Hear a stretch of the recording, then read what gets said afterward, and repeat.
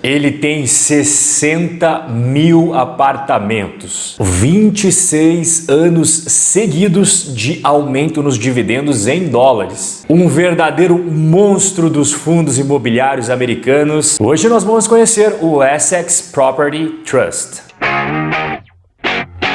Esse REIT é uma empresa, porque os REITs nos Estados Unidos não são considerados fundos imobiliários como no Brasil, são considerados como companhias de capital aberto como outras qualquer. E esse daqui faz parte do S&P 500, que é o índice Ibovespa do mercado norte-americano. Para você fazer parte do S&P 500, você tem que ter um peso, você tem que ter representatividade. Então, só pelo simples fato de você fazer parte desse índice já mostra que você tem bom número de negócios e também bom valor de mercado. E quando eu digo bom valor de mercado, não estou aqui dizendo que ele é barato ou que ele é caro. Eu estou dizendo que o market cap dele como um todo tem representatividade quando comparado a outros tipos de investimentos. E o Essex Property Trust está aqui na tela para você com o código na Bolsa Americana ESS.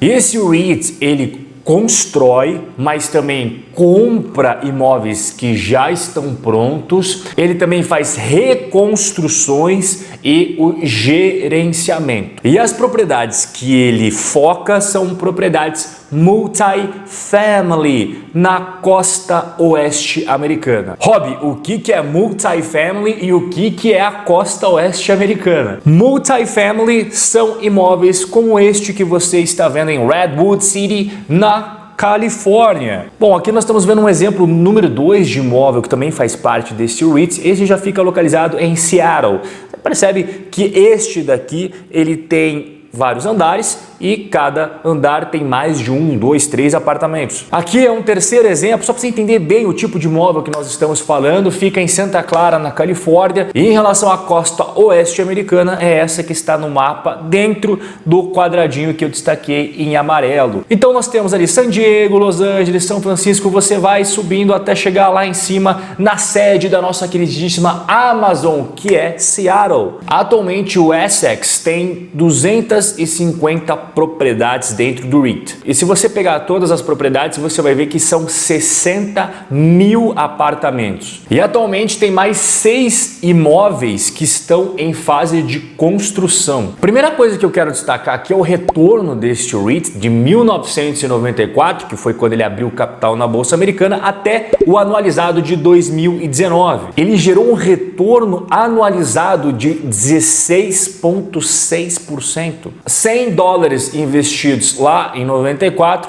seria ao final de 2019 $5.070. Está na tela para você o retorno do Essex, que é o que está ali o melhor retorno, comparado a outros fundos imobiliários norte-americanos apenas de tijolos, o S&P 500, e ali por último uma comparação com fundos imobiliários apenas de apartamentos. Outro detalhe muito importante é que a taxa de crescimento dos dividendos é de 6,4% anualizado lá de 94 até 2019. Inclusive, esse REIT faz parte das empresas pagadoras de dividendos por mais de 25 anos, que são os aristocratas de dividendos nos Estados Unidos. Aqui na tela você está vendo duas métricas muito importantes para o investidor de fundos imobiliários, que é em cinza os dividendos por ação e no azul mais escuro é o Funds From Operations, que eu já mencionei em outros vídeos aqui do canal, mas uma breve explicaçãozinha é basicamente os resultados operacionais deste fundo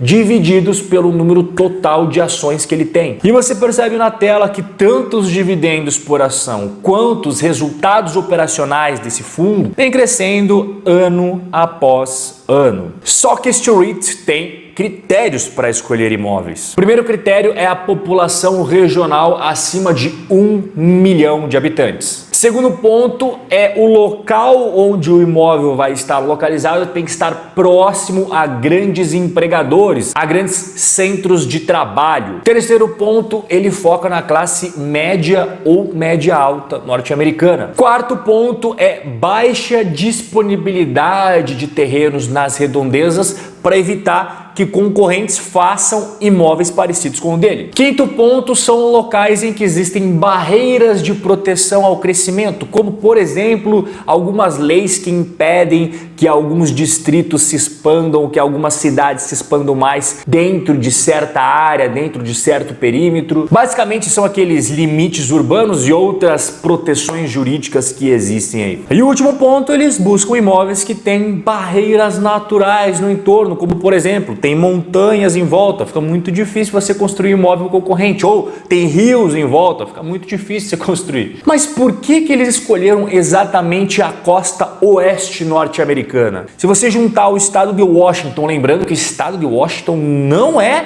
Washington, D.C., a capital dos Estados Unidos. Washington, D.C. fica na costa leste, do outro lado dos Estados Unidos. Washington, o estado, fica na costa oeste. Então você pega Seattle e a Califórnia, tanto do norte quanto do sul, que tem ali dentro São Francisco, Oakland, Santa Clara, Los Angeles, San Diego, se você juntar a economia de todos esses lugares, você vai perceber que daria o quinto maior PIB do mundo. Então esse é um dos principais motivos que levaram eles a focar só nesta região dos Estados Unidos. Você sabe que esse fundo ele faz gerenciamento de todas essas propriedades, ele também faz reconstruções, mas ele também compra imóveis que já estão prontos e fazem sentido para o portfólio do fundo, mas como também eles desenvolvem imóveis do zero. Aqui na tela são os imóveis que estão em desenvolvimento e quando eles terminarem, vai acrescer ao portfólio do fundo mais 1.960 apartamentos para ganhar aluguel em cima disso. E agora, super recente, no comecinho aí de 2020, eles adquiriram 45% de participação em mais 2.020 apartamentos. E qual que é a taxa de vacância desses fundos imobiliários? Aqui na tela você percebe os últimos 3 trimestres, inclusive mais atualizado ali, ó, dia 31 de março, que fechou o primeiro trimestre de 2020, 96,8% de todos os apartamentos do fundo estão ocupados. E a dívida? Bom, eu já expliquei aqui em outros vídeos que você, quando compara a dívida de um REIT, é muito diferente quando você compara a dívida de um fundo imobiliário brasileiro. Primeiro que tem mais entraves no Brasil para você adquirir dívida do que nos Estados Unidos. Segundo ponto, que nunca deve ser deixado de lado, é que historicamente a taxa de juros nos Estados Unidos é bem mais baixa que a taxa de juros que só agora no Brasil que começou a ter níveis bem baixinhos. Então, atualmente, se você pegar a média da taxa de juros da dívida desse REIT, dá 3,8% ao ano. E quando você pega a estrutura de capital como um todo desse REIT, você percebe que 78% é equity, ou seja, emissão de ações no mercado. E os outros 22% é basicamente dívida. Vamos dar uma olhada agora nos checkpoints fundamentais para o investidor, seja de fundos imobiliários ou seja de REITs, começando pela receita líquida histórica de 2010 até o ano de 2019. Você percebe visivelmente o crescimento da receita líquida que fechou 2019 em 1,460 bilhões de dólares. Segundo checkpoint muito importante quando você analisa REITs e fundos imobiliários é o fluxo de caixa operacional. E aqui você percebe também de 2010 até 2019 um crescimento visível. Atualmente aí o anualizado fechou em 919 milhões de dólares. E você já viu lá atrás que tem um crescimento aí de 25 anos de pagamento de dividendos em dólares, mas eu vou trazer aqui quanto que está pagando por ação, o pessoal sempre me pede. Bom, aqui na tela você tem os últimos anos, desde 2010 até 2019, quanto que este REIT está pagando por ação e fechou 2019 em $7,80.